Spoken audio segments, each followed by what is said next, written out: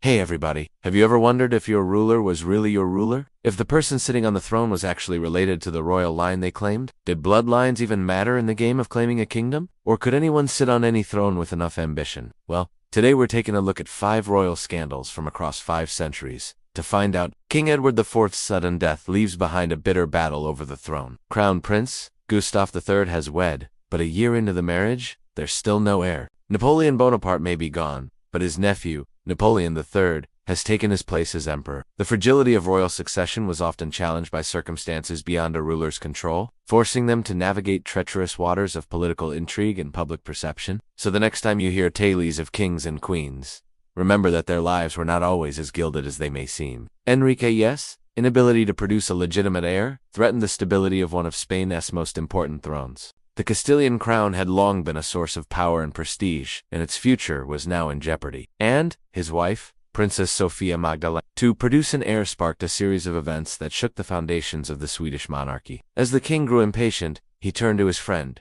Count Adolf Frederick Monk, for assistance. Kings and queens were not immune to the complexities of human relationships and the pressures of maintaining a dynasty. And if you enjoyed this episode, don't forget to subscribe for more captivating content. Until next time, stay curious and keep exploring the fascinating world of history. From Enrique IV to Napoleon III, these rulers grappled with issues that transcended their royal status. Their stories remind us that behind the grandeur of the crown, there are often deeply human struggles. So the next time you hear tales of royal intrigue, remember that even in the highest echelons of power, nothing is black and white, and everyone's got a story to tell. Adolf's involvement in securing an heir fueled rumors and speculation, particularly due to the striking resemblance between the young prince and himself. This controversy raised questions about the true parentage of the heir and eroded public trust in the royal family. The whispers and gossip surrounding the court ultimately contributed to the downfall of the Swedish monarchy and paved the way for a new era in the country's history. Enrique's wife, Isabella of Portugal, bore him several children, but none seemed to be his. Rumors suggested that he was the product of an affair between his mother, Hortense de Beauharnais, and a Dacian general, Count Woluwe. Despite these doubts, Napoleon III ascended to the throne and implemented significant reforms, leaving a lasting impact on French society. However, the shadow of illegitimacy loomed over his achievements, hindering his ability to fully secure his place in history. Napoleon III's story highlights the complexities of power, succession, and the challenges faced by those who ascend to the throne under a cloud of uncertainty.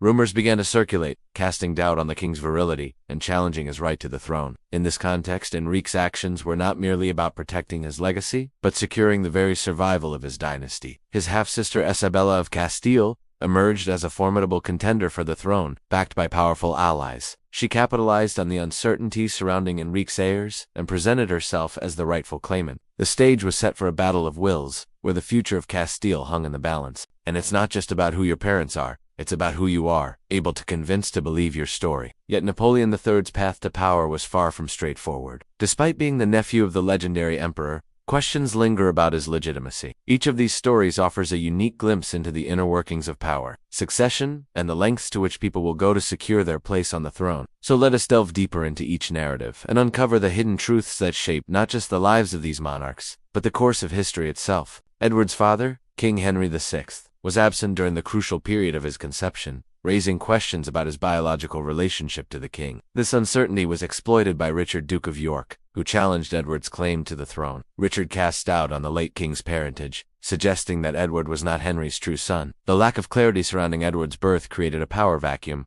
allowing Richard to position himself as the rightful heir. This controversy not only shaped the succession crisis after Edward's death, but also raised questions about the legitimacy of subsequent monarchs, including those of the Tudor and Windsor dynasties. Rumors swirl around his mother, Hortense de Beauharnais, and her past relationship with a dashing general, Count Woluwe. These whispers suggest that Napoleon III might not be the legitimate heir to the Bonapartes, but the product of a forbidden love affair. Despite these doubts, Napoleon III ascends to the throne and sets about modernizing France. He introduces sweeping reforms, revitalizes the economy, and renews the nation's spirit, but the shadow of illegitimacy looms over him, threatening to undermine his every move. As enemies gather at France's borders, can Napoleon III silence the critics and secure his place in history? Or will the specter of illegitimacy prove too much to overcome? His wife, Princess Sofia Magdalena of Denmark, seems unable to conceive, leaving the kingdom without a clear successor. The king, Gustav's father, grows impatient and turns to the one man he believes can help. His friend and confidant,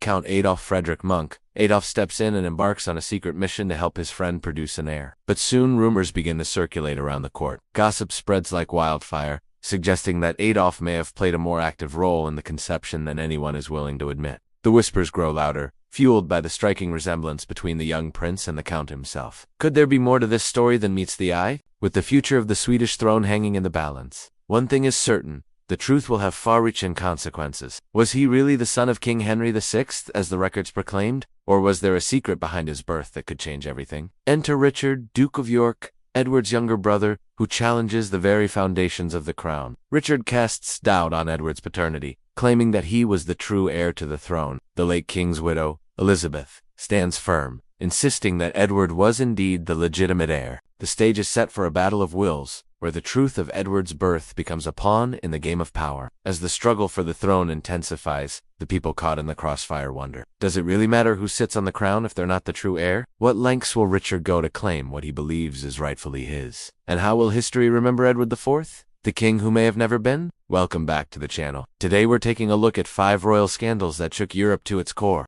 And if you love this video, don't forget to subscribe to catch more content like this every week. Our first story brings us to 15th century Castile. Imagine being the king of a powerful kingdom, ruling over a vast empire with your queen by your side. But there's a problem: you have been unable to produce an heir. For King Enrique IV of Castile, this wasn't just a personal frustration, it was a political crisis. Enrique's wife was bearing him child after child, but none of them seemed to be his. Rumors swirled around the kingdom, casting doubt on the king's virility. Was Enrique really the father of these children? Were there other contenders lurking in the shadows, eager to take the throne for themselves? Now, this may seem like a tale straight out of a medieval soap opera, but it was reality for Enrique, who faced opposition from his own half-sister Isabella. She accused him of failing to produce a legitimate heir, claiming that the throne should pass to her instead. Enrique's position was precarious. His subjects were growing restless, and his rivals were circling. To secure his legacy and protect his kingdom, he needed to find a way to silence his detractors and prove once and for all that he was the true heir to the throne. But how little did Enrique know that his actions would not only change his dynasty forever, but also reshape the future of Spain itself. Fast forward to 15th century England and another royal mystery unfolds. Now let's travel north to 18th century Sweden, where another royal crisis is brewing. Now let's turn our attention to 19th century France. From impotence to paternity, these royal scandals paint a vivid picture of the challenges faced by monarchs throughout history. But our journey through royal scandal doesn't end there. When it comes to King Enrique IV of Castile, it's essential to understand the stakes involved. In 15th century England, the paternity of King Edward IV became a point of contention, casting a shadow of doubt over his legitimacy. Across the continent in 18th century Sweden, the inability of Crown Prince Gustav III.